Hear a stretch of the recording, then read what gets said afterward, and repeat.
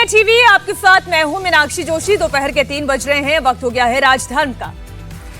शुभेंदु ही पश्चिम बंगाल के अगले अधिकारी यानी मुख्यमंत्री होंगे, ये तो पहले ही तय हो चुका है। बस इस पर अब औपचारिक मुहर लगाई जानी है। इसके लिए बीजेपी विधायक दल की बैठक हो रही है। खुद देश के होम मिनिस्टर अमित शाह केंद्रीय पर्यवेक्षक के तौर पर मीटिंग में मौजूद रहेंगे। लेकिन सवाल यह है कि शुभेंदु का डेप्यूटी कौन होगा?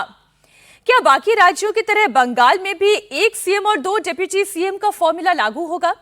अगर यह फॉर्मूला लागू हुआ तो क्या एक डेप्यूटी सीएम महिला और दूसरा दलित चेहरा होगा, या एक डेप्यूटी सीएम नॉर्थ बंगाल से होगा तो दूसरा झारग्राम से होगा? दिलीप घोष क्या डेप्यूटी सीएम बनेंगे या निशित प्रामाणिक का नंबर आएगा? तापस रॉय मंत्री बनेंगे या स्पीकर पर दांव लगेगा? ऐसे तमाम सवालों पर आज हम चर्चा करेंगे। हमारे साथ आज चर्चा के लिए तमाम खास मेहमान जुड़ेंगे।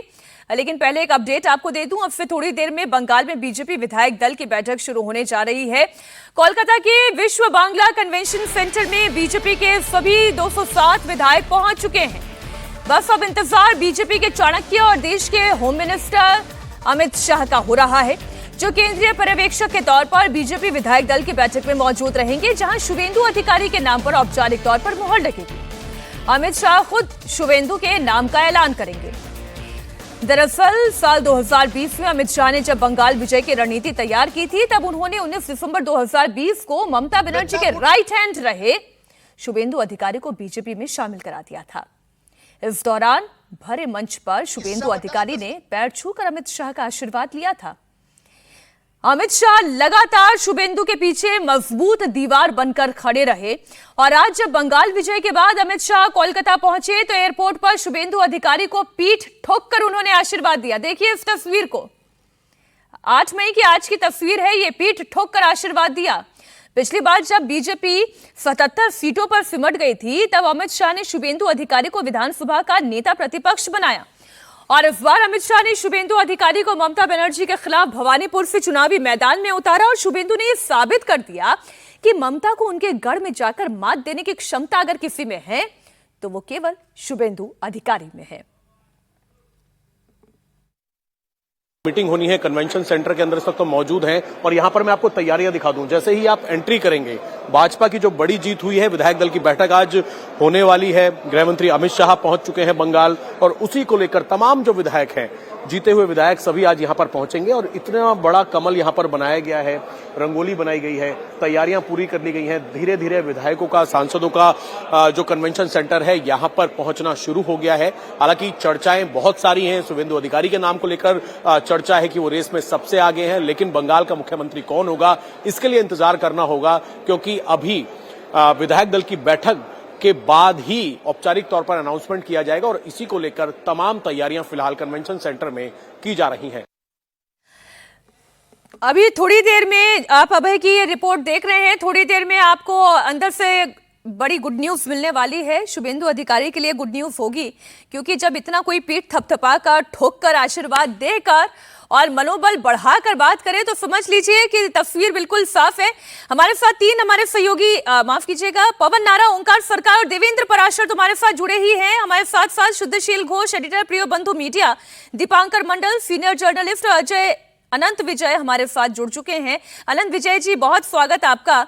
और तस्वीरें भी हम देख रहे हैं, लेकिन सबसे पहले तो देवेंद्र आप ही के पास आते हुए, हम तो काउंटडाउन बस गिन रहे हैं क्योंकि कल का समय भी जो है वो तय हो गया है। 11 बजे सुबह का वो समय रहेगा जब शपथ ग्रहण की तस्वीरें आएंगी, तो हम ये मानकर चल रहे हैं वो चेहरा शुभेंदु अधिकारी का ही होगा।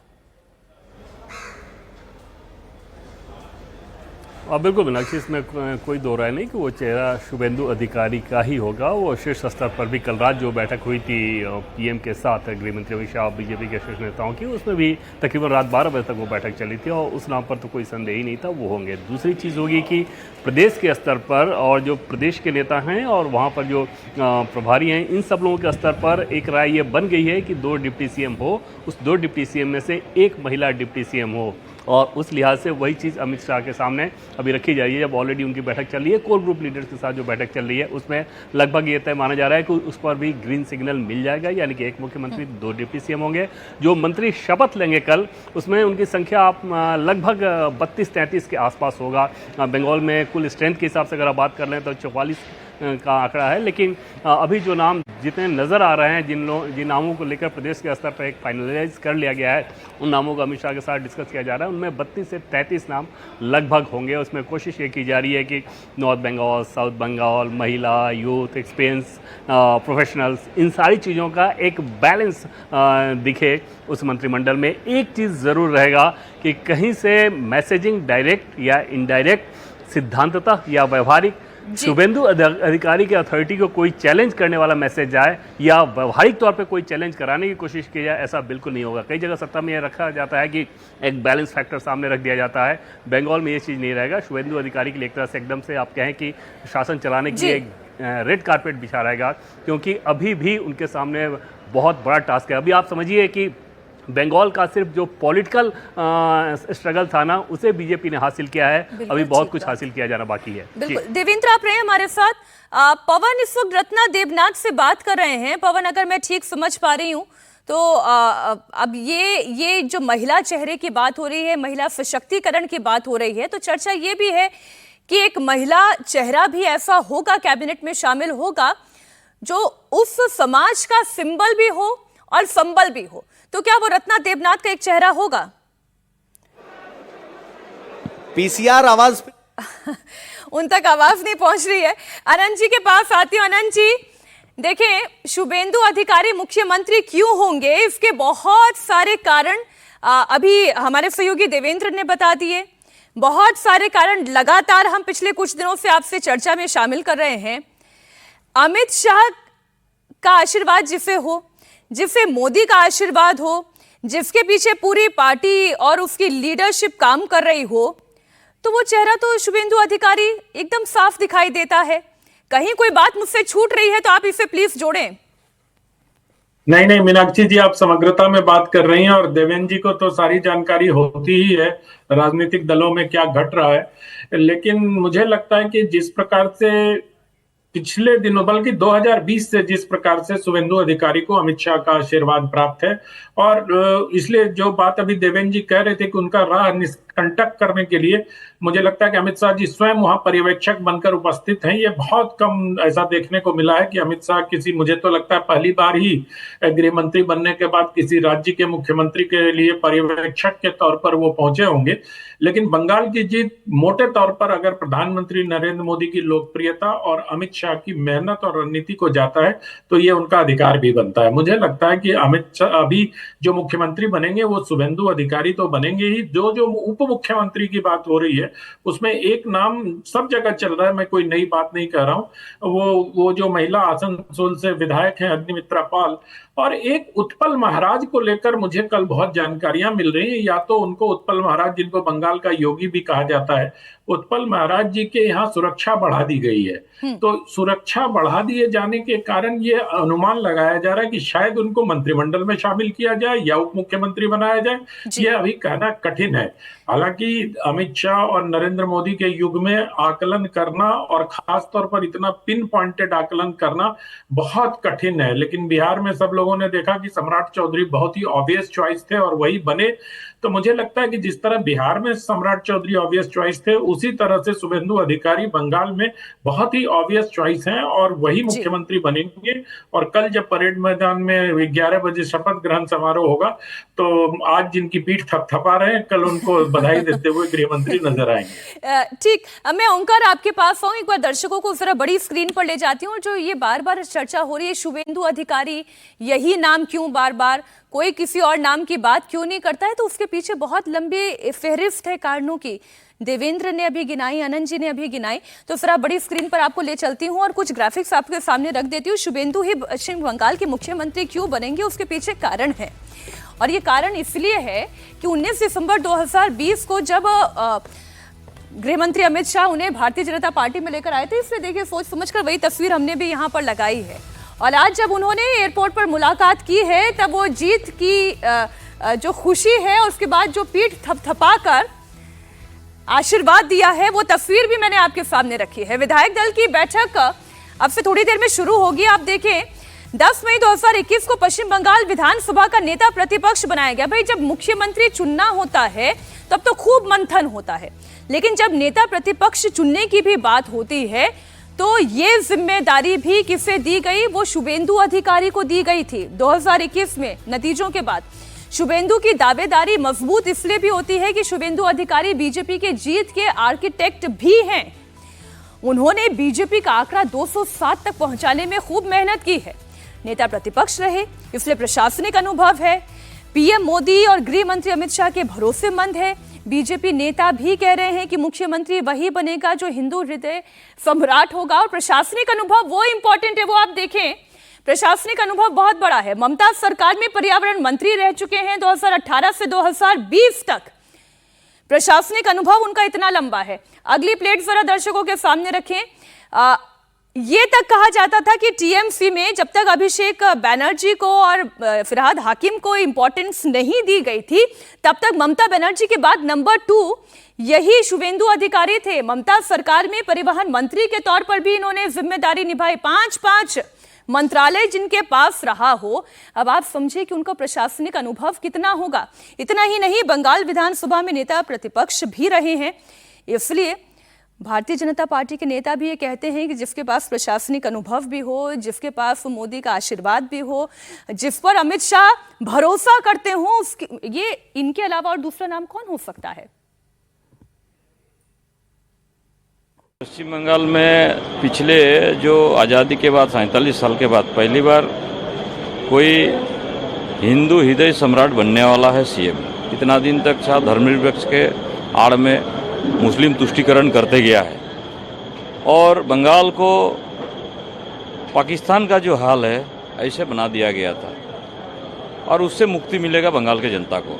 और इसका अपेक्षा लगभग 24 घंटा और बाकी है। 24 घंटे के बाद नया सवेरा होगा और नया सूर्योदय होगा बंगाल में।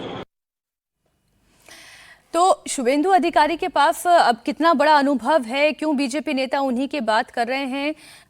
हम घोषदास से भी इस पर राय ले लेते हैं। सर, ये जो हम शुभेंदु अधिकारी का जो कैरेक्टर है, जो उनका काम करने का तरीका है, जो उनकी स्ट्रीट फाइटर इमेज है, और जो टीएमसी को भी जानता है और बीजेपी के अंदर जो हिंदू हृदय उनका दिखाई देता है, वो पैरामीटर्स हैं जिस पर शुभेंदु अधिकारी बिल्कुल ठीक दिखाई देते हैं। बिल्कुल, यहाँ पर शुभेंदु अधिकारी जी का जो नाम आगे चल रहा है, इसके कारण है पूरे बंगाल का सेंटिमेंट उसके साथ है। सबसे बड़ी बात है कि बंगाल का जो नए सीएम बनने वाला है उसको जननेता होना पड़ेगा हर सेगमेंट में। हालांकि वो पूर्व मेदिनीपुर से है, भवानीपुर से भी जीती है, लेकिन पूरे वेस्ट बंगाल का आता पता उसको है। ममता बनर्जी के साथ जब शुभेंदु अधिकारी थे तो जो डिस्ट्रिक्ट में टीएमसी का वो जो फूल था ना, वो नहीं खिला था, सारे डिस्ट्रिक्ट में ये शुभेंदु अधिकारी को दिया गया था कि भाई वो आप कुछ करके दिखाओ। मुर्शिदाबाद जिला माइनॉरिटी होने के बाद भी ये कांग्रेस के पास था, तृणमूल के पास नहीं था। शुभेंदु अधिकारी ने उसको तृणमूल के लिए लेके आया, तो वो तो पुराना स्टोरी हो गया। अभी जब 2021 में उन्होंने जीती वहां से, तो तब उन्होंने सीएम ममता बनर्जी को हरा दिया। और तब सबसे बड़े नाम जो भाजपा में था वो था मुकुल राय, जो वापस टीएमसी में चला गया। तो इसके बाद क्या हो गया, पूरा जो जनता है, स्पेशली जो भाजपा का कार्यकर्ता है, उसका जो समर्थक है, उनके मन में शुभेंदु अधिकारी के लिए नेगेटिव था कि ये भी टीएमसी से आया है, मुकुल राय की तरह वापस जा सकता है। और वहां से उनका संग्राम चालू हुआ। और लास्ट 5 साल जो था ना, पूरे बंगाल का जो जनता है, जो हिंदू है, उनके हृदय जीत लिया इन्होंने। तो जाने के बाद तो अलग है, इसके पहले ममता का टेन्योर में जो 2 एलओपी हुआ करते थे, पहले तो सीपीएम का सूर्यकांत मिश्र, उसके बाद अब्दुल मन्नान कांग्रेस से 2016 टू 2021। तो लोगों को पता ही नहीं था कि एलओपी क्या होता है। सेटिंग ऑपोजिशन था, लेकिन ऑपोजिशन सेटिंग नहीं होता है। वही गणतंत्र के आखिरी बात बोलते हैं। शुभेंदु अधिकारी ने सिखाया दिखाया पूरा बंगाल को, तो ऑब्वियस चॉइस हो गया। फिर नंदीग्राम ने जब उन्होंने जीती, ममता बनर्जी ने बहुत बड़ी बात की थी कि लोड शेडिंग करके जीत गए। लेकिन शुभेंदु अधिकारी ने ऐसे हाल बना दिया कि ममता बनर्जी का हिम्मत नहीं हुई कि नंदीग्राम में वापस जाके 2026 में इलेक्शन कंटेस्ट करे। लेकिन शुभेंदु दा छोड़ने वाला लोग नहीं थे। वो भवानीपुर में आके और ममता बनर्जी के घर में घुस के, उसके जो भद्रासन बोला जाता है, वो भवानीपुर में उनको हरा दिया, नंदीग्राम में रिटर्न कर लिया। तो ये सारे फैक्टर आप देख लीजिए, तो पूरा जो सेंटिमेंट है बंगाल का वो शुभेंदु अधिकारी के साथ है। दूसरे कोई नाम अगर जी। आगे आते भी है तो शायद लोग उसको पसंद नहीं करेंगे। नाम तो सब लोग शुभेंदु अधिकारी ही देखना चाहते हैं। अब देखिए, शुभेंदु अधिकारी पर तो हम लगातार बात कर ही रहे हैं, उनके और उनके पास प्रशासनिक अनुभव कितना है वो भी आप सुन ही रहे हैं, इसलिए उनका मुख्यमंत्री बनना तय है। लेकिन सवाल उनके कैबिनेट को लेकर है, शुभेंदु कैबिनेट में कितने मंत्री बन सकते हैं? तो बंगाल में विधानसभा की कुल सीटें हैं 294। नियम के मुताबिक 15% विधायक मंत्री बन सकते हैं। ऐसे में कुल 44 मंत्री हो सकते हैं। इस बार बीजेपी के 207 विधायक विधानसभा जीतकर पहुंचे हैं। ऑप्शंस बहुत सारे हैं बीजेपी के पास, 207 विधायक जीतकर पहुंचे। और बीजेपी का जो ट्रेंड रहा है, बड़े राज्यों में मुख्यमंत्री के साथ 2 उप मुख्यमंत्री बनाती है। राजस्थान हो, यूपी हो, बिहार हो, ओडिशा हो, मध्य प्रदेश से लेकर छत्तीसगढ़, महाराष्ट्र में भी 2-2 डिप्टी सीएम का फॉर्मूला लागू है। ऐसे में माना जा रहा है कि बंगाल में भी 1 सीएम और 2 डिप्टी सीएम का फॉर्मूला लागू होगा। तो पवन, जरा आप ये बताएं कि ये जो 2 डिप्टी सीएम का फॉर्मूला है, इस नाम में कौन कौन से नाम आगे चल रहे हैं? मीनाक्षी, आप बड़ा मुश्किल सवाल पूछते हैं। बीजेपी के राज में ऐसे डिप्टी सीएम अगर कोई बताने लगा, बड़ा मुश्किल मामला होता है। लेकिन कुछ प्रोबेबल चेहरे जरूर हैं जिन पे हम चर्चा कर सकते हैं। दिलीप घोष उनमें से एक हैं और अग्निमित्रा पॉल, ये 2 नाम रेस में सबसे आगे बताए जा रहे हैं। लेकिन कोई सरप्राइज होना कोई बड़ी बात नहीं है। आज जो विधायक आए जिनसे हमने बात की है, तो ये बीजेपी है, यहाँ की एक फेवरेट लाइन है, जो पार्टी तय करेगी, हमारा कोई से नहीं, हम पार्टी के साथ हैं। तो ये एक कॉमन लाइन है। लगभग 100 से ज्यादा एमएलए से बात करने के बाद वो अपने इलाके की बात कर रहे हैं, अपने मुद्दों की बात कर रहे हैं। लेकिन जैसे ही अपनी प्रेफरेंस की बात आती है तो उनकी बताने के लिए कोई प्रेफरेंस नहीं है।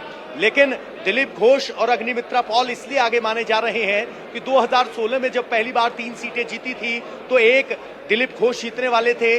अग्निमित्रा पॉल ने भी सड़कों पर लंबा संघर्ष किया है, उनको संघर्ष करते हुए सबने देखा है।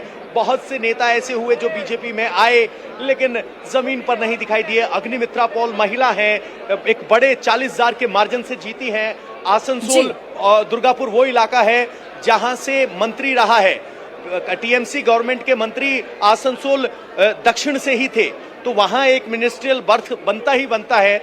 उस सेंस में एक महिला होने के नाते, एक्सपीरियंस होने के नाते वो रेस में आगे। चलिए, मुश्किल सवाल का भी आपने इतना तफसील से जवाब दे दिया। लेकिन देवेंद्र, जो कुछ नाम चल रहे हैं, मंडल साहब बस थोड़ा सा इंतजार और फिर मैं ये नाम बताकर आप ही के पास आ रही हूँ। ये जो नाम चल रहे हैं, जरा इसको बड़ी स्क्रीन पर लेकर आ जाएं।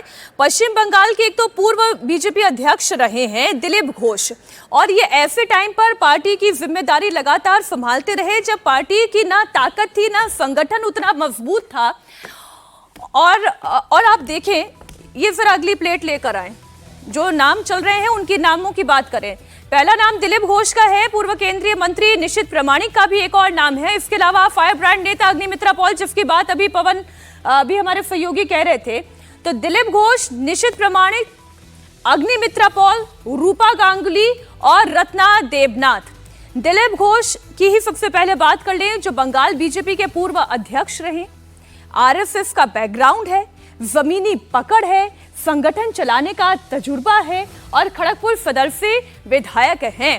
77 सीट भी अगर बीजेपी को बंगाल में पिछले चुनाव में यदि कोई लेकर आया तो उसमें दिलीप घोष की भी बड़ी भूमिका रही थी। तो देवेंद्र, ये नाम तो वो है जिन्हें होना चाहिए कैबिनेट में, लेकिन क्या उप मुख्यमंत्री के तौर पर हम उन्हें देखेंगे या एक केवल कैबिनेट मिनिस्टर के तौर पर? नहीं, नहीं, ये मुश्किल होगा। मंत्री के तौर पे ज़रूर उनका नाम हो सकता है, लेकिन डिप्टी सीएम के तौर पर नहीं होगा। और जिस तरह से उनकी फंक्शनिंग होती है तो आप समझ सकते हैं कि शुभेंदु अधिकारी के सामने एक दूसरा पावर सेंटर क्रिएट करने की कोशिश करना, जो कि स्ट्रॉन्ग हेडेड हो, जो बहुत ज़्यादा रिएक्ट करते हों, तो उस तरह की चीज़ें नहीं होंगी। हाल के दिनों में आपने देखा होगा कि दिलीप घोष से एक तरह से कुछ कंट्रोवर्सी भी आई थी और उसके बाद वो किनारे ही हो गए थे, लेकिन बाद में फिर विधानसभा चुनाव से पहले पार्टी ने उनको सक्रिय किया और अच्छी तरजीह दी और उस लिहाज से उनको चुनाव में उतारा गया, फिर वो जीत भी हासिल हुई। दूसरी तरफ अगर आप बात करें तो अग्निमित्रा पॉल की, तो ये शुभेंदु अधिकारी की बहुत खास मानी जाती हैं, बहुत ट्रस्टेड लीडर में मानी जाती हैं।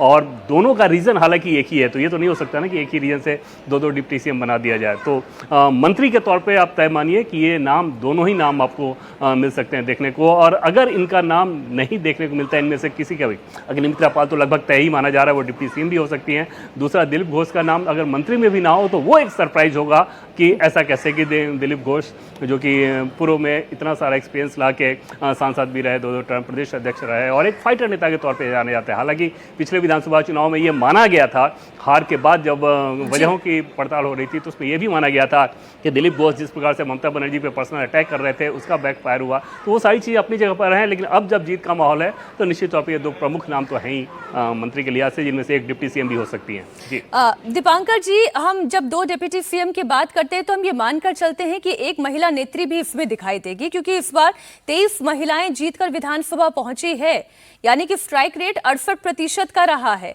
तो जब तरजीह देने की बात होगी तो वो अग्निमित्रा पॉल होंगी, वो रूपा गांगुली होंगी, या वो रत्ना देवनाथ भी हो सकती हैं? देखिए मीनाक्षी जी, पहले तो मतलब कि कॉन्ग्रेचुलेसन है आपको और बधाई हो। और हम लोग जो जिस टाइम पे खड़े हैं कुछ देर बाद ही ये डिक्लेरेशन हो जाएगा। तो अभी जो हम स्पेकुलेट कर सकते हैं कि नॉर्थ बंगाल से कोई ना कोई डिप्टी सीएम होगा। नॉर्थ बंगाल से क्या आपने बताया कि निशित प्रामाणिक है, उधर शंकर घोष है, उधर दीपक बर्मन है और बहुत सारे हस्तियां हैं। और देखिए बंगाल में लीडर्स की कोई कमती नहीं है और ये मास लीडर एक ही है और लीडर्स ऑफ द लीडर्स है शुभेंदु अधिकारी, जिसको हम लोग मानते हैं स्टेट्समैन है। तो अब जो डिबेट चला रहे हो, हम थोड़ा सुनाई दिए हमको, आप ये स्टेट्समैन ये वर्ड आप यूज नहीं किए, लेकिन ये करना चाहिए क्योंकि शुभेंदु अधिकारी जी ने लीडर तो है, मास लीडर तो है, शुद्धोशील ने तो जो बताया मास लीडर होना चाहिए, ये जरूर होना चाहिए, लेकिन स्टेट्समैन भी होना चाहिए। क्योंकि पश्चिम बंगाल आप जानते हैं कि इंडिपेंडेंस के बाद इधर सब खत्म हो गया, इधर एकदम बाहर निकलने में, कोई बात करने में, सभी में एक ठो कैसा था, पूरा अंधेरा छाया हुआ था। वो कल से जो सुबह आएगा, कल से जो नया किरणें आएगा, सूरज का पहली किरण जो जब आएगा, अभी तो फिलहाल की गवर्नर साहब का तत्वावधान में ये स्टेट चल रहा है। और कल जब शुभेंदु अधिकारी जी ने सीएम के तौर पर वो शपथ ग्रहण होगा और नरेंद्र मोदी जी रहेगा, अमित शाह जी रहेगा, नितिन नवीन जी रहेगा, तो पूरा देश, पूरा विश्व, पूरा वर्ल्ड देखेगा कि एक नया स्टेट्समैन कैसे ओथ लेते हैं। और ये देखिए, एक आंख में हम लोगों का आंसू भी है और एक आंख में खुशी भी है। आंसू इसीलिए शुभेंदु अधिकारी जी का जो ये था, एग्जीक्यूटिव असिस्टेंट था चंद्रनाथ रावत, उसको खून किया गया है 6 तारीख को, उसके लिए हम लोग बहुत दुखी है। और जो लोग किए हैं यहाँ का जो लोग, तो इसमें पीसी भाईपो शरीक भी हो सकते हैं। वो लोग चाहते हैं कि ये ओथ सेरेमनी ना हो, यहाँ पर कोई खुशी ना हो। यहाँ पर जी पीछे आ जाओ, 2 कैमरा है। दिलीप घोष पहुंचे हैं और शायद पवन उन तक पहुंचने की कोशिश कर रहे थे। दिलीप घोष जिन पर अभी हमने चर्चा भी की और कितने इंपॉर्टेंट है ये बीजेपी के लिए, तो संभावना ये पूरी है। पवन जी, पवन बोले। बिल्कुल मीनाक्षी, दिलीप घोष पहुंच चुके हैं हमारे साथी, हम दिलीप घोष पहुंच चुके हैं, हमारे साथी ओंकार उनके साथ बातचीत कर रहे थे, इसलिए हम वापस आ गए। आपको ओंकार के फ्रेम में उनका पूरा इंटरव्यू सुनेगा। आज वो अपने चिर परिचित अंदाज में कमल हाथ में लेकर आए हैं। हमने पूरे चुनाव के दौरान उनको अक्सर कमल को पकड़कर पंखुड़ियां खिलाते हुए देखा है, कुछ इसी अंदाज में आज नजर आ रहे हैं, मुस्कुरा रहे हैं। हालांकि मंत्री पद के सवाल पर मौन रहे। आप जरा एक बार ओंकार की फीड देख लेंगे तो आपको जरूर मिल जाएगा, उन्होंने उनका इंटरव्यू किया। ठीक। तो ओंकार जो बातचीत करके लाए हैं, फिर पीसीआर से मेरा निवेदन है कि फिर वो बातचीत भी हमारे दर्शकों तक पहुंचाएं। लेकिन अनंत जी, जो बात अभी देवेंद्र कह रहे थे कि दिलीप घोष भी फाइटर व्यक्ति हैं, स्ट्रॉन्ग हेडेड हैं, अनुभवी हैं, बैकग्राउंड भी उनका बहुत स्ट्रांग है, आरएसएस के भी वो रहे हैं, संगठन पर भी पकड़ है, लेकिन शायद शुभेंदु अधिकारी के साथ उनके इक्वेशन उतने अगर यूं कहें स्मूथ तो वो नहीं है। तो ये थोड़ा सा कहना मुश्किल होगा कि क्या वो डिप्टी सीएम बनाए जाएंगे, लेकिन हाँ कैबिनेट में उन्हें रखा जा सकता है। नहीं रखा जाए तो भले ये शॉकिंग होगा। देखिए, दिलीप घोष मुझे नहीं लगता कि वो उप मुख्यमंत्री बनाए जाएंगे, क्योंकि दिलीप घोष जी को का पिछला अगर बैकग्राउंड देखें तो बड़े संगठन से जिन जुड़े नेता रहे, बंगाल में उनकी बड़ी भूमिका रही है, लेकिन बीच में वो थोड़ा पशोपेश में आ गए थे और अपनी पार्टी को लेके जब विवाह किया और विवाह करने के बाद जब थोड़ी सी उनकी पार्टी को लेके थोड़ी आस्था में डगमगाई थी उनकी, तो ये सब चीजें अगर हम देखेंगे तो मुझे लगता है कि उनको उप मुख्यमंत्री तो बिल्कुल नहीं बनाया जाएगा। दिलीप घोष जी को मंत्री बनाया जा सकता है। क्यों? और एक और नाम जो उप मुख्यमंत्री के तौर पर मेरे दिमाग में आता है वो स्वपन दास गुप्ता का आता है। स्वपन दास गुप्ता पढ़े लिखे व्यक्ति हैं, रास बिहारी जैसी सीट से जीत के भी आए हैं। कोलकाता की सीट है जहां पर भारतीय जनता पार्टी का थोड़ा कम दबदबा था। हालांकि पिछले चुनाव में मतलब शून्य पर थे भारतीय जनता पार्टी अगर ग्रेटर कोलकाता की सीटों को देखें 36 सीटों में, तो मुझे लगता है कि वो भी एक दावेदार हो सकते हैं उप मुख्यमंत्री के। अगर उप मुख्यमंत्री नहीं बनते हैं स्वपन दास गुप्ता तो हो सकता, क्योंकि वो राज्यसभा के सांसद भी रहे, उनको राज्यसभा का सांसद भी बनाया गया। वैसे तो राज्यसभा की सांसद रूपा गांगुली भी रही हैं और रूपा गांगुली एक लोकप्रियता भी रही है उनकी, वो एक अभिनेत्री रही हैं। तो इन सब चीजों को देखते हुए मुझे लगता है कि जितने लोगों के नाम आपने दिखाए हैं उसमें अग्निमित्रा पॉल बन सकती हैं, और दूसरे उप मुख्यमंत्री जो कोई पुरुष होंगे उनके बारे में कयास लगाना थोड़ा मुश्किल है। महाराज जी के बारे में जैसा मैंने आपको बताया, लेकिन स्वपन दास गुप्ता पर भी नजर रखी जा सकती है। अगर उप मुख्यमंत्री नहीं बनते हैं तो बहुत संभव है कि इसलिए उनको हमने भी मंत्रालय में जगह मिले, क्योंकि वो एक बीजेपी की अखिल भारतीय सरकारों में चेहरा है। अपने एनालिसिस का एक तरीका ढूंढ लिया है। हम इसलिए वो तमाम नाम, अब 207 नाम तो नहीं हो सकते, लेकिन वो तमाम नाम तो हम सामने रख ही सकते हैं जिनके ऊपर हमें ऐसा लगता है हमारे विश्लेषण के आधार पर कि वो चेहरे कैबिनेट में दिखाई देंगे या उप मुख्यमंत्री भी हो सकते हैं। ऐसे ही हम दलितों की भी बात कर लें, क्योंकि पश्चिम बंगाल में इस बार दलितों ने दिल खोलकर बीजेपी को वोट दिया है। सर एक बार फिर से बड़ी स्क्रीन पर आप लेकर आ जाएं।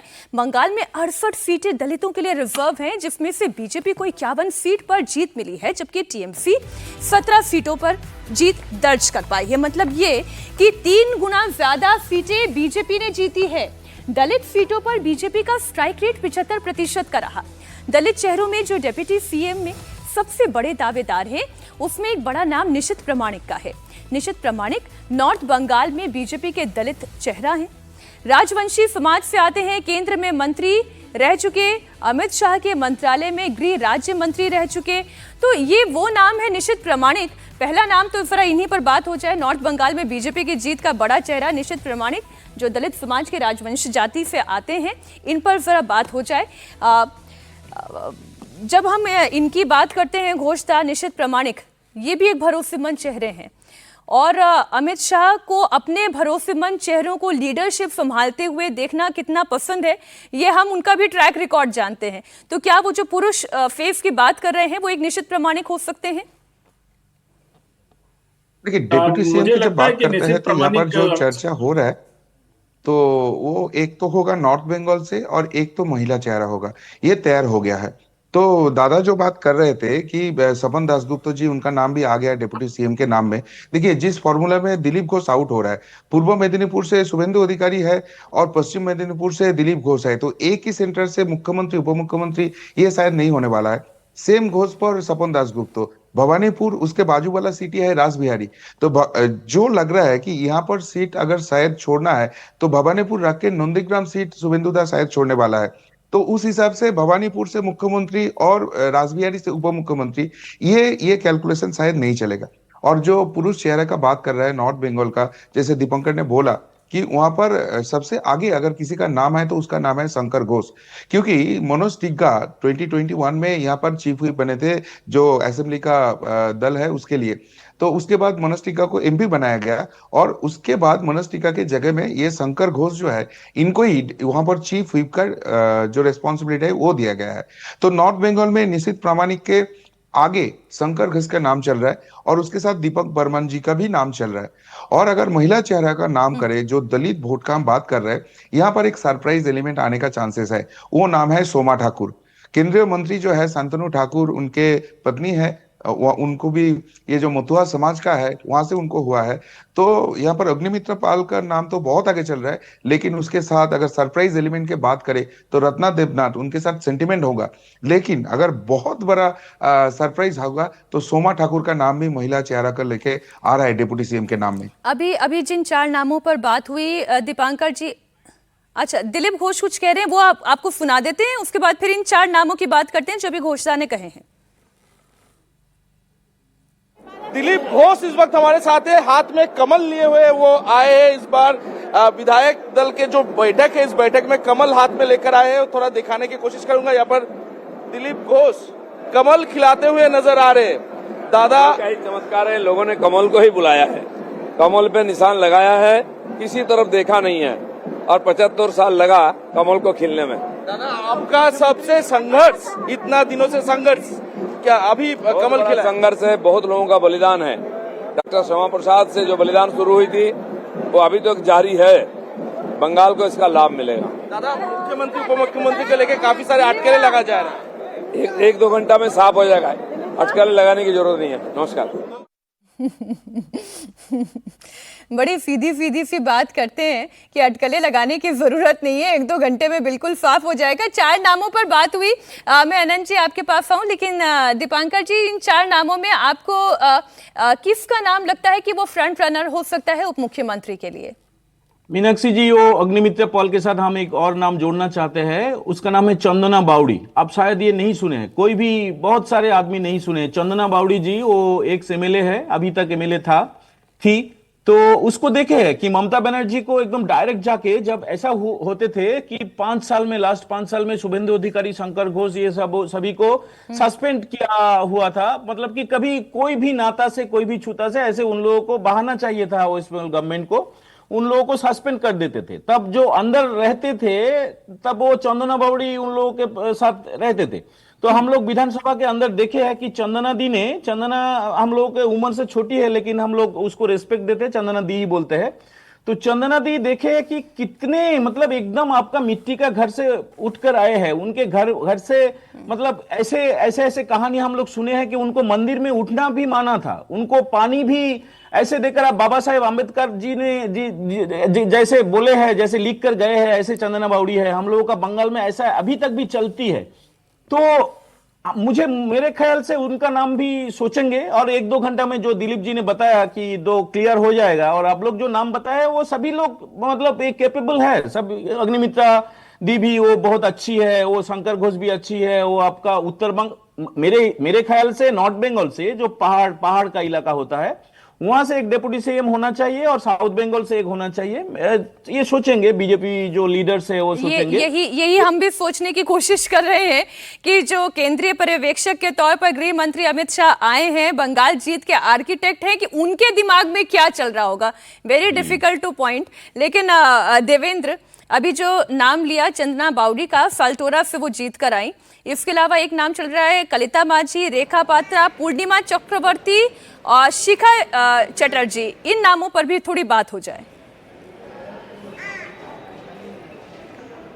मीनाक्षी, उससे पहले जैसे गृहमंत्री अमित शाह किन नामों पर मुहर लगाएंगे वो तो समझा जा सकता है कि वो तो बाद में ही पता चलेगा। लेकिन जिन नामों को प्रदेश के स्तर पर, संगठन के स्तर पर शॉर्टलिस्ट करके और उन नामों को अमित शाह जी के सामने रखा गया है, उन नामों को एक सरसरी तौर पे आपको मैं बताऊं तो मुख्यमंत्री के तौर पर शुभेंदु अधिकारी, अग्निमित्रा पॉल, दिलीप घोष, इसके बारे में हम लोग बात कर चुके हैं। स्वप्न दासगुप्ता, अशोक लहरी, इन लोगों के बारे में बात कर चुके हैं। जगन्नाथ सरकार, निशीथ प्रामाणिक, इसके अलावा सुब्रतो ठाकुर यानी कि सोमा ठाकुर जिनके बारे में भी बात हो रही थी, रूपा गांगुली, अर्जुन सिंह, इसके अलावा रत्ना देवव्रत, सज्जल घोष, डॉक्टर राजेश कुमार, डॉक्टर इंद्रालीन खान, अजीत कुमार जाना, दीपक बर्मन, कौस्तुभ बागची, दीप रंजन चक्रवर्ती, संतू पान जो कि जर्नलिस्ट थे और इस बार उन्होंने चुनाव लड़ा, तकरीबन 1 लाख के वोट्स के वो जीते हैं इस बार चुनाव। शंकर घोष, सिलीगुड़ी का एक बड़ा चेहरा, उनका नाम को बहुत प्रमुखता से रखा गया है गृहमंत्री अमित शाह के सामने।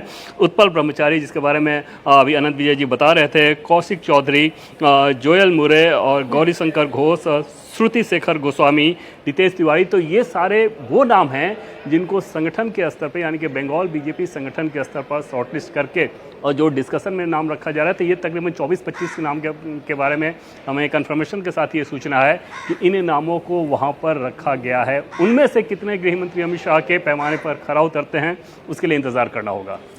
दो नाम अभी आपने और बताए जिस पर अभी हमने चर्चा नहीं की है। एक तो अनंत जी, एक नाम है अर्जुन सिंह का, और ये कितने बड़े नेता है ये हम जानते हैं, और अभिषेक बनर्जी को लगातार अपने निशाने पर लेने वाले नेताओं में अगर किसी का नाम आएगा तो शायद नंबर 1 पे इन्हीं का नाम होगा। तो पहले तो इन्हीं की बात हो जाए। अर्जुन सिंह का ये कैंडिडेचर कितना इंपॉर्टेंट है? मुझे अर्जुन सिंह बहुत जुझारू नेता है, लेकिन उनकी थोड़ी सी छवि जो है उनके निगेटिव है, और वो अपनी छवि के साथ कितना न्याय कर पाएंगे मंत्री बनने के बाद, इसमें मुझे थोड़ा संदेह है। बन जाए तो कुछ कहा नहीं जा सकता है मीनाक्षी जी, क्योंकि उनकी छवि एक दूसरे प्रकार की है अर्जुन सिंह की, और उस छवि से निकाल के मंत्री बना देंगे, मुझे थोड़ा सा डाउट है उनके बारे में। लेकिन एक बात आपको और बताऊं, आपके दूसरे नाम पर मैं आऊं इसके पहले, अगर कहीं से किसी प्रकार का कोई संकेत मिलता है तो भारतीय जनता पार्टी ने अपने ट्विटर हैंडल से 3 घंटे पहले एक नाम ट्वीट किया, संघर्ष, और भाजपा की राजनीति में संघर्ष को सम्मान लिखा है, और वो उनकी फोटो लगाई है कलिता मांझी की। और अगर भारतीय जनता पार्टी के पुराने इतिहास को देखें तो जिस प्रकार से चौंकाने का इतिहास रहा है, और प्रतीकों की राजनीति भी ये पार्टी बहुत कायदे से करती है, तो अगर प्रतीकों की राजनीति करे तो एक समाज के ऐसे वर्ग को, मांझी समाज से आने वाली एक महिला जो घर में कामकाज करती थी, जिसने विधायक का चुनाव लड़ा और भारतीय जनता पार्टी की तरफ से विधायक बनी, 3 घंटे पहले उनका एक नाम संघर्ष, भाजपा के संघर्ष की राजनीति फोटो लगा के भारतीय जनता पार्टी के सेंट्रल ट्विटर हैंडल से वो पोस्ट किया गया है। तो अगर ये कोई संकेत दे रहा है तो मुझे नहीं पता है। संकेत क्यों नहीं हो सकता है पवन? और कलिता माझी हो, चाहे वो रत्ना देवनाथ हो, चाहे वो रेखा पात्रा हो, इसमें मैं अगर कलिता माझी का ही नाम लूं, अभी जैसे अनंत जी बता रहे थे कि भाई जो घर घर काम करके 2500 रुपए की कमाई करती हो, वो संघर्ष के साथ चुनाव लड़े और उसे जीते और अच्छे मार्जिन से चुनाव जीते, तो उसका इनाम तो उन्हें मिलना चाहिए।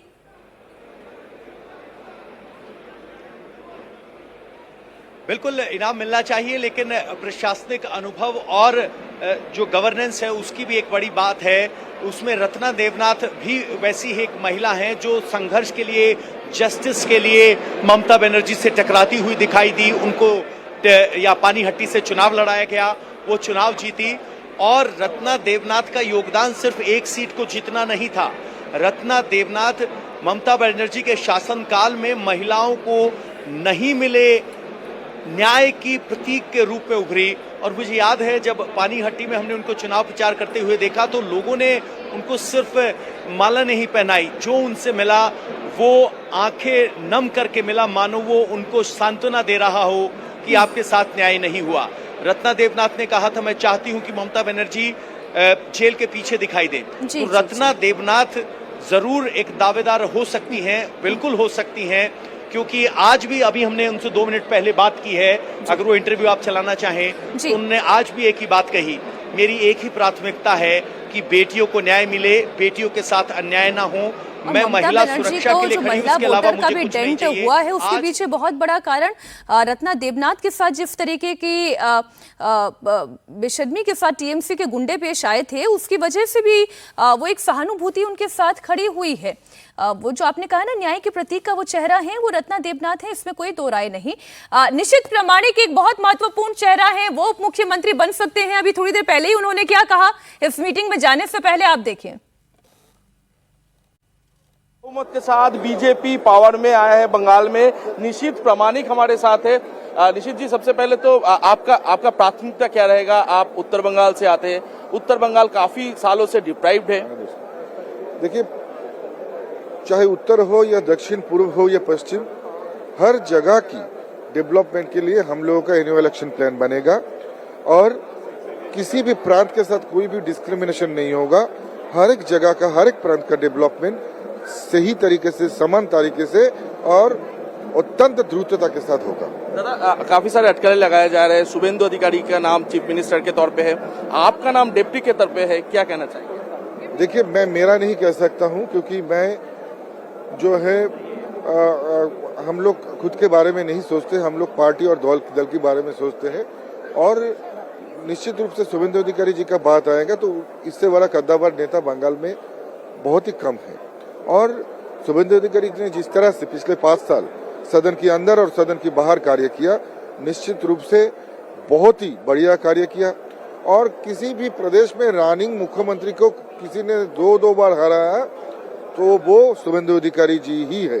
तो निश्चित रूप से ऐसा नेतृत्व को अगर सीएम के रूप में हम लोग देखेंगे तो ये हम लोगों के लिए सौभाग्य की विषय है। ये पहला बयान है घोषदार जो एकदम साफ है, एकदम स्पष्ट है, कोई इसमें नुक्ताचीनी करते हुए उन्होंने बात नहीं की, एकदम सीधे सीधे बोल दिया कि हाँ हमें बहुत खुशी होगी अगर ऐसा हो रहा है। नहीं, मैं वही बात बोल रहा था कि शुभेंदु अधिकारी का जो लीडरशिप है एज ए कैप्टन, तो वो सबके लिए, मतलब सबसे बड़ी बात होता है जनता। ये जो चुनाव भाजपा ने जीती है वो जनता से वोट से ही जीता है। यहाँ पर चोरी का एक भी कोई इल्जाम नहीं लगा सकता है। तो जनता का हृदय में शुभेंदु अधिकारी है और वहां पर ही सिलमोहर होना चाहिए।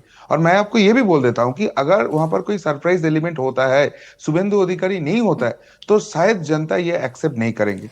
और दूसरी बात, जब आप सर मैं माफी के साथ आपकी दूसरी बात पर आऊं, लेकिन आज तमिलनाडु में बहुत हलचल हो रही है। एक तस्वीर आई है, ये थलपति विजय दिखाई दे रहे हैं, टीवी के चीफ हैं। अब इन्हें बहुमत साबित करना है। अब सवाल यही है कि वो नंबर गेम कहां से ला रहे हैं, वो 118 के आंकड़े तक कैसे पहुंच रहे हैं।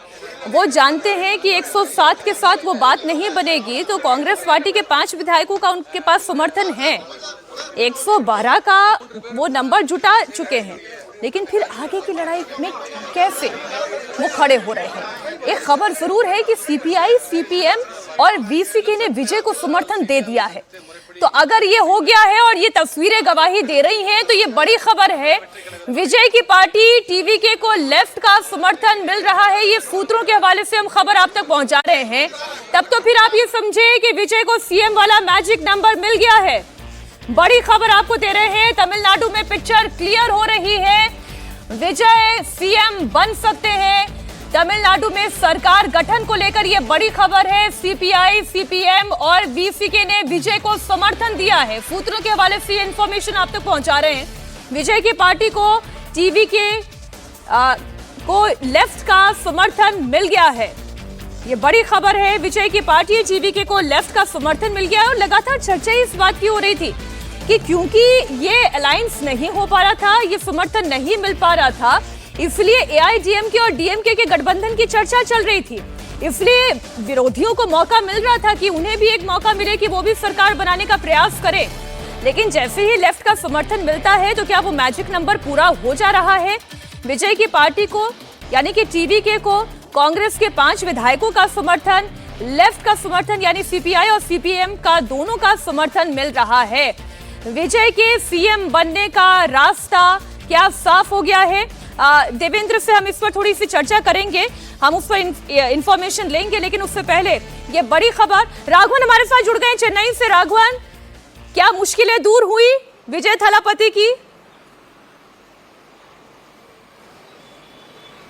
जी बिल्कुल, देखिए साफ साफ पता चल रहा है। जो तीनों पार्टियां हैं जिसकी चर्चा हम सुबह से कर रहे थे, वीसीके, सीपीआईएम और सीपीआई, तीनों ने ही इस बात को कंफर्म कर दिया है। सोर्सेस हमें ये बता रहे हैं कि तीनों ही पार्टियों के 6 विधायक जो है वो टीवी के चीफ विजय को सपोर्ट करेंगे। हालांकि तीनों ही पार्टियों की बैठक अभी भी चल रही है। मैं सीपीआई दफ्तर के बिल्कुल बाहर मौजूद हूँ। यहाँ पर भी अभी कुछ देर पहले जब हम ऊपर गए थे तब वहाँ पर मीटिंग चल रही थी। लेकिन जैसे ही अधिकारी का ऐलान हो जाएगा, उसके बाद विजय जो है वो राजभवन का रुख करेंगे। अब लोक भवन जिसे कहा जाता है, लोक भवन में हमें बताया गया है कि करीब 4:30 बजे की अपॉइंटमेंट जो है वो गवर्नर के साथ विजय ने मांगी है। तो इस बार जब वो जाएंगे तीसरी बार, तो ये मानकर चलिए मीनाक्षी कि उनके पास 118 विधायकों का लिखित समर्थन होगा और उसके बाद उनके मुख्यमंत्री बनने का रास्ता भी साफ हो जाएगा। एक बार फिर से बड़ी खबर हम दर्शकों को बता दें। जैसा हमारे सहयोगी टी राघवन जानकारी दे रहे हैं कि विजय की पार्टी टीवीके को कांग्रेस का समर्थन पहले से ही मिला हुआ था, अब उन्हें लेफ्ट का भी समर्थन मिल गया। जरा वो आंकड़े चलाएं ना, वो फिगर चलाएं आप एक बार फिर से स्क्रीन पर। तमिलनाडु सरकार गठन को लेकर ये बड़ी खबर है। 107 टीवीके के, 5 कांग्रेस के, 4 लेफ्ट के और 2 वीसीके के, कुल 118। बस जितना नंबर चाहिए उतना नंबर लेकर विजय अब राजभवन जा सकते हैं। सरकार बनाने का जो वो दावा है वो ठोक सकते हैं। तो अब हम ये माने कि जितनी लड़ाई थी वो विजय की खत्म हो गई है, अब वो सीएम बनने जा रहे हैं, अब कोई शंका नहीं रह गई है। 118 का वो मैजिक नंबर उनके पास है और अब वो राज्यपाल से मिलेंगे। राघवन जी बिल्कुल, देखिए कुछ देर पहले जो सीपीएम के वरिष्ठ नेता हैं एमए बेबी, पोलित ब्यूरो के बहुत वरिष्ठ सीनियर लीडर हैं, उन्होंने ये कहा था कि जो गवर्नर की तरफ से किया जा रहा है वो प्रक्रिया जो है वो संविधान का उल्लंघन है और जो स्टेलमेट उन्होंने क्रिएट किया है उसको हम खत्म करने की कोशिश करेंगे। तो वहीं से वो हिंट मिल गया था। उसके अलावा एक और जो बड़ी खबर इसमें यह भी है कि जो पीएमके के 4 एमएलएस हैं जो एनडीए के गठबंधन में शामिल है, हालांकि जो ऑफिशियल स्टैंड है टीवीके का वो तो ये है कि एनडीए के गठबंधन में शामिल किसी भी दल से उन्होंने अभी तक संपर्क नहीं किया है, लेकिन हमें ये पता चला है सोर्सेस से कि पीएमके के 4 विधायकों से भी लगातार बातचीत जो है वो बैक चैनल टॉक्स चल रहे हैं ताकि उस 118 के आंकड़े को 122 तक थोड़ा सा सिक्योरली ले जाया जा सके, क्योंकि जिस दिन फ्लोर ऑफ द हाउस में मेजॉरिटी टेस्ट होगा उस दिन फिर ये दिक्कतें नहीं होगी। हालांकि एक बार सीएम का पद का जो शपथ अगर विजय ले लेंगे उसके बाद फ्लोर में उनको कोई दिक्कत नहीं होनी चाहिए, क्योंकि जैसा हम लगातार कह रहे हैं कि एआईडीएमके का बड़ा धड़ा भी चाहता है कि वो सीएम बने, तो ऐसा हो सकता है कि फ्लोर ऑफ द हाउस में भी वो पॉलिटिकल डेवलपमेंट हमको देखने को मिल जाए अगर इन केस नंबर जो है वो शॉर्ट ऑफ मेजॉरिटी होते हैं। लेकिन अब इतना तय है कि 118 विधायकों के समर्थन के साथ, लिखित समर्थन के साथ विजय जो है वो तमिलनाडु के नए मुख्यमंत्री बनकर एक नया इतिहास रचने के लिए तैयार हैं। तो बड़ी खबर एक बार फिर आपको बता दें, मैजिक नंबर 118 का मैजिक नंबर वो विजय हासिल कर चुके हैं। टीवीके के 107 विधायक, कांग्रेस पार्टी के 5 विधायकों का समर्थन, लेफ्ट के 4 विधायक, वीसीके के 2 विधायक, कुल 118 विधायकों का ये समर्थन का ये मैजिक नंबर वो अब हासिल कर चुके हैं। आज शाम 4:30 बजे सरकार बनाने का वो दावा पेश करेंगे। तो तस्वीर जब ये दावा पेश करने की होगी, जब विजय की मुलाकात राज्यपाल से होगी, तो वो तस्वीर भी हम आपके सामने रखेंगे। एक बार फिर से आपको चलिए बंगाल ले चलते हैं, क्योंकि वहां पर तो मुख्यमंत्री भी साफ है कि विजय ही बनेंगे। तो जितनी कश्मकश थी और जितनी भी चुनौतियां थी उन चुनौतियों से वो आगे बढ़ चुके हैं। लेकिन पश्चिम बंगाल में एक चुनौती ये है कि कैबिनेट में कौन कौन होगा, और हम जिन चेहरों की बात कर रहे हैं उसमें एक मुख्यमंत्री के चेहरे को लेकर हर तरफ एक ही नाम है, एक ही राय है, और वो शुभेंदु अधिकारी हैं। लेकिन अभी घोषणा मैंने बीच में आपको टोक दिया था और हम जो दूसरे पहलू पर बात कर रहे थे, चलिए देवेंद्र और पवन नारा हमारे साथ जुड़े हुए हैं, अनंत जी भी हमारे साथ जुड़े हुए हैं। देवेंद्र, एक जो चर्चा चल रही थी, जो अभी थोड़ी देर पहले पवन से भी मैंने पूछा था कि जब आप किसी महिला उम्मीदवार का नाम आगे करते हैं, क्योंकि आप एक सशक्त महिला सपोर्टेड पार्टी के तौर पर दिखाई देना चाहते हैं, तो उसमें आपको ये भी देखना होगा कि आप किस तरीके की डिलीवरी करना चाह रहे हैं। ये पहले 5 साल और खासतौर पर पहला 1 साल भी मुख्यमंत्री के लिए बहुत चुनौतीपूर्ण होने जा रहा है। लॉ एंड ऑर्डर आपको संभालना है, तो क्या कैबिनेट में ऐसे नामों को शामिल किया जाएगा जिन्हें गवर्नेंस का कोई अनुभव ना हो? और मीनाक्षी, आपके सवाल का जवाब देने से पहले एक छोटी बात मैं बताऊं कि जो अभी चर्चा चल रही थी उसके पहले कि शुभेंदु अधिकारी और निशीथ प्रमाणिक सीएम या डिप्टी सीएम के तौर पर दोनों एक साथ होना, ये लगभग तय मानिए कि ये दोनों एक साथ नहीं हो सकते। दोनों ही टीएमसी से आए हुए हैं, एक 2019 में आए, एक 18 में आए, मतलब 1 साल के अंतर पर, एक 20 में आए, एक 19 में आए, तो 1 साल के अंतर पर 2 टीएमसी के टर्नकोट और दोनों को वो दे दिया जाए, वो नहीं होगा। बीजेपी एक कोशिश ज़रूर करेगी कि मुख्यमंत्री के साथ डिप्टी सीएम बना रही है, तो जो मुख्यमंत्री क्योंकि टीएमसी से आए हुए नेता हैं, तो डिप्टी सीएम जरूर बीजेपी बैकग्राउंड का मूलतः भाजपा का हो और उस व्यक्ति को आगे किया जाएगा। दूसरी चीज़ की जो प्रमुखता पे ध्यान रहेगी वो यही रहेगी मीनाक्षी, पहली बात तो ये कि शुभेंदु अधिकारी पूरी ताकत उनको दिया जाएगा और सरकार का एकदम से ऐसा नहीं होगा कि नाम के लिए मुख्यमंत्री बनाया जा रहा है, उनकी घेराबंदी कर दी जाएगी बाकी ताकतवर नेताओं के साथ। उनको फ्री हैंड दिया जाएगा क्योंकि उनके सामने टास्क बहुत बड़ा है, और जो टास्क है वो गवर्नेंस का है और दूसरा पॉलिटिकल टास्क भी है कि कैसे आपको टीएमसी को एक तरीके से कट टू द साइज करना है, और जो वायलेंस कल्चर चल रहा है पश्चिम बंगाल में, लॉ एंड ऑर्डर की स्थिति ठीक रहे, इन सारी चीज़ों पर काम करना होगा। तो मुख्यतः आज जो सरकार का चेहरा होगा, जिन नामों का कल जो नाम आपके सामने आएंगे, ये तस्वीर आ गई है देवेंद्र, जरा दर्शकों तक ये तस्वीर हम पहुंचा दें। बस मीटिंग अब शुरू होने जा रही है। पवन हमारे सहयोगी जुड़े हुए हैं। पवन जी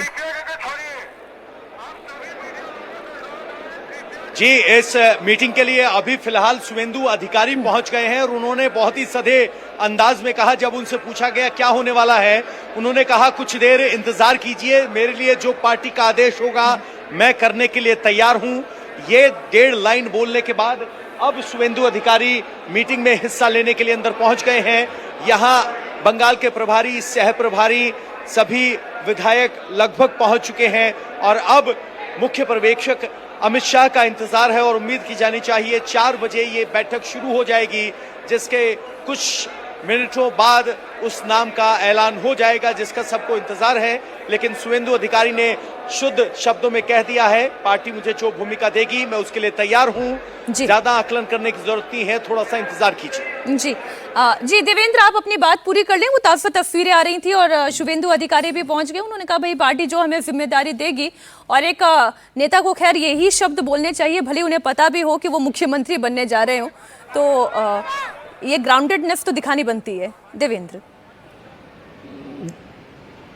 देखिए वही जिम्मेदारी दी जाएगी जिन जिम्मेदारी के सपनों के साथ टीएमसी छोड़कर वो बीजेपी में आए थे, क्योंकि हम सभी जानते हैं कि वो टीएमसी में एक ताकतवर नेता थे, ममता बनर्जी के राइट हैंड माने जाते थे। लेकिन जैसे जैसे अभिषेक बनर्जी के कद को ममता बनर्जी ने बढ़ाना शुरू किया, वहाँ पर एक तो शुभेंदु अधिकारी के साथ टकराहट शुरू हो गई, दूसरा शुभेंदु को ये समझ में आ गया कि अब टीएमसी में रहते हुए मुख्यमंत्री बनने का सपना पूरा नहीं हो सकता। दूसरी तरफ बीजेपी को एक आक्रामक चेहरे की जरूरत थी, उस आक्रामक चेहरे के लिए जो खाली स्थान था उसको शुभेंदु ने भली भांति पूरा किया, और न सिर्फ टीएमसी की राजनीतिक समझ रखने वाले उसको काउंटर करने के लिहाज से, बल्कि हार्डकोर हिंदुत्व की लाइन पर वो लगातार चले, और उस लिहाज से जो संघ के लोग हैं या बीजेपी के विचारधारा के जो मूल लोग हैं, उनमें से भी अधिकांश ने उनको स्वीकारा। हालांकि जब वो बीजेपी में आए थे तो बहुत सारी कहानियां उस समय चलती थी कि कैसे दिलीप घोष वर्सेस शुभेंदु अधिकारी का मामला चल रहा है, और बहुत ज़्यादा टकराहट होती थी, और उस समय निश्चित प्रमाणिक शुभेंदु अधिकारी के साथ ज़्यादा नजर आते थे, क्योंकि पहले से उन लोगों का ऑलरेडी इक्वेशन था।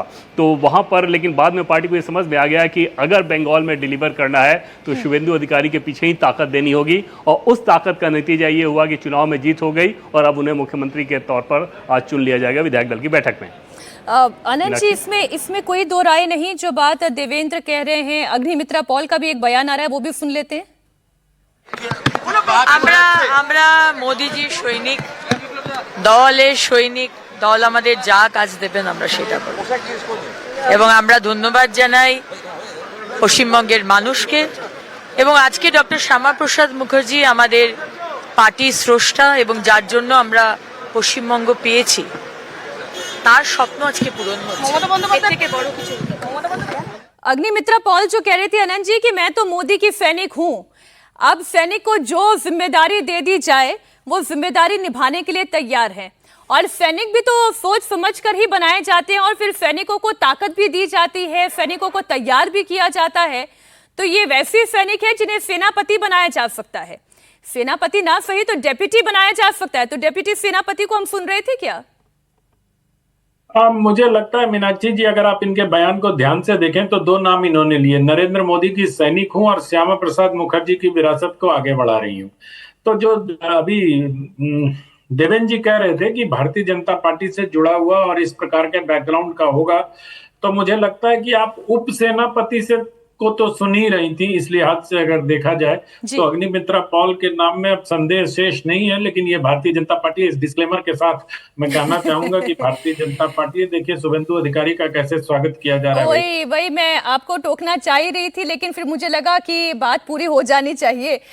पर ये तस्वीर देखिए, पांव छुए जा रहे हैं, कोई गले मिल रहा है। अगर वहां की आवाज से कुछ हम सुन सके तो।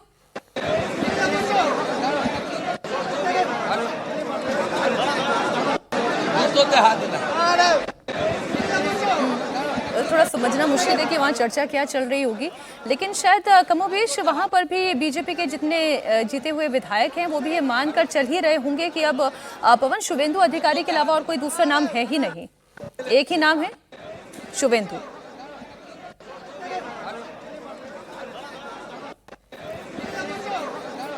पवन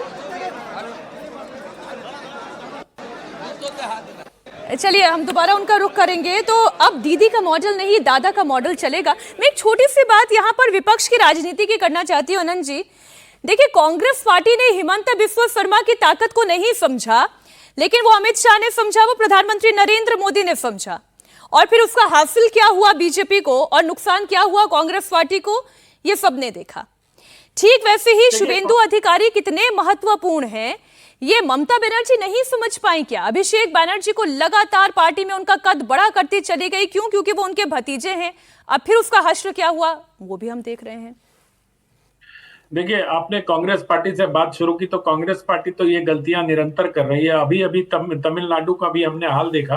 अब आप देखिए, डीएमके ने लोकसभा अध्यक्ष को पत्र लिख के दे दिया है कि डीएम से संसदीय दल की सीटिंग अरेंजमेंट कांग्रेस पार्टी से अलग कर दी जाए। तो अब वो अलग ब्लॉक के तौर पर बैठेंगे, और पत्र में ये लिखा है कि अब ये उचित नहीं है कि हम उन लोगों के साथ बैठे। तो आईएनडीए ये गठबंधन का क्या असर होने वाला है, इसका अनुमान आप लगा सकती है। सबसे मजबूत सदस्य और सबसे मजबूत सदस्य के तौर पर डीएमके आईएनडीए गठबंधन में थी। इसी प्रकार से व्यक्तियों की पहचान में भी लोगों से चूक होते रहती है, और इसी चूक को भांपते हुए भारतीय जनता पार्टी अपनी रणनीति तय करती है। अगर हम भारतीय जनता पार्टी की बात करें तो पश्चिम बंगाल में उनके पास प्रशासनिक अनुभव वाला कोई नेता इस तरह से नहीं था, क्योंकि पार्टी कभी सत्ता में रही नहीं वहां। दिलीप घोष जी संगठन से जुड़े हुए थे, उनके पास भी प्रशासनिक अनुभव नहीं था। निशित प्रामाणिक के पास जरूर प्रशासनिक अनुभव था केंद्र सरकार में मंत्री होने का। लेकिन अभी मुझे लगता है कि जो गलतियां कांग्रेस कर रही है, उन्हीं गलतियों, कांग्रेस या अन्य विरोधी दल भी जो गलतियां कर रहे हैं, उन्हीं गलतियों को भारतीय जनता पार्टी अपनी शक्ति बनाकर राजनीति कर रही है। बात बिल्कुल ठीक है। इसमें मैं थोड़ी सी देवेंद्र जरा उत्तर प्रदेश की भी बात करूं, जो बात आज अखिलेश यादव ने भी कही। हालांकि मीटिंग शुरू हो गई है, किसी भी वक्त गृह मंत्री अमित शाह यहां पर पहुंचेंगे बतौर पर्यवेक्षक। मीटिंग शुरू होगी तो वहां से भी कुछ खबरें आएगी, इसलिए उससे पहले जल्दी ये बातें हो जाएं। आज अखिलेश यादव ने भी तो राहुल गांधी को वही आईना दिखाने का काम किया है। और बिल्कुल मीनाक्षी, और जिस तरीके से कांग्रेस पार्टी ने उस काम को किया कि तकरीबन 2 दशक से एक रिलायबल पार्टी अलग, बीच में बहुत थोड़े समय के लिए डीएमके ज़रूर अलग हुई थी, लेकिन उसको एक झटके में हार के बाद छोड़ के और दूसरे ऑप्शन पर जाना, या तो कांग्रेस पार्टी अलग अलग चुनाव लड़ी होती फिर इस काम को करती, उसमें दिक्कत नहीं थी। एक झटके में छोड़ना, डीएमके को विश्वास में लिए बिना छोड़ना, इन सारी चीज़ों ने ज़रूर राहुल गांधी के उस स्टैंड को लेकर उनके सहयोगियों के बीच भी उनकी छवि को ख़राब किया। हालांकि कांग्रेस पार्टी के सेहत के हिसाब से देखें तो उनके लिहाज से निश्चित तौर पे ये एक अच्छा फैसला होगा कि एक राज्य की सरकार में आप आ रहे हैं। दूसरी चीज़ कि अगर इस काम को चुनाव से पहले कर लिया होता कांग्रेस पार्टी ने, तो शायद कांग्रेस पार्टी की समझदारी आपको ज़्यादा नज़र आती, क्योंकि कांग्रेस पार्टी को सीटें विजय बहुत ज़्यादा देने की स्थिति में थे। वो ऑफर ज़्यादा सीटों का कर रहे थे, क्योंकि उनके जो सलाहकार हैं वो बार बार इस बात को कह रहे थे कि कांग्रेस पार्टी के साथ ही जाना चाहिए। और उस लिहाज से आप कहें कि सलाहकार क्या, जो उनका पूरा इलेक्शन मैनेजमेंट देखते हैं, उनकी ये राय ज़्यादा बताई जाती है कि वो विजय को शुरू से कांग्रेस के करीब रखना चाह रहे थे। और उस स्थिति में चुनाव से पहले अगर हुआ होता तो कांग्रेस पार्टी के लिए ज़्यादा फायदेमंद होता। फिर भी पार्टी ये ज़रूर सोच सकती है कि देर आए तो दुरुस्त है, कम से कम एक राज्य की सरकार में आप भागीदार बन रहे हैं। लेकिन सहयोगियों के बीच निश्चित तौर पे कांग्रेस का स्टैंड बहुत खराब हुआ, और राष्ट्रीय राजनीति के हिसाब से अगर देखें तो उसमें कांग्रेस के लिहाज से ये एक बड़ा नुकसान है। अनरिलायबल पार्टी के तौर पर कांग्रेस पार्टी देखी जाएगी, और राहुल गांधी के स्टैंड को अगर अपने सहयोगी ही माहौल उड़ाने के हिसाब से व्यंग मार रहे हो तो समझा जा सकता है कितनी खराब स्थिति।